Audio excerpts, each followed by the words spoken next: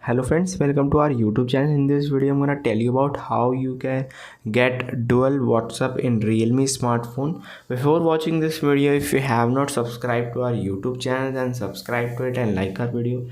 So let's start friends. First you have to open your settings. Click on settings. You can see this. Click on setting and here you have to just swipe down, click on apps, swipe down, click on parallel apps, and here you have to see this. Click on WhatsApp like this, and the parallel WhatsApp has been creating, means dual app WhatsApp is now activated. Press back friends, you can see there are two WhatsApp is showing, like this is WhatsApp 1 and this is the clone version. You can see you can just make a new ID from here. I hope you like this video. If you like this video, then subscribe to our YouTube channel for more helpful tips and tricks videos. See you next time.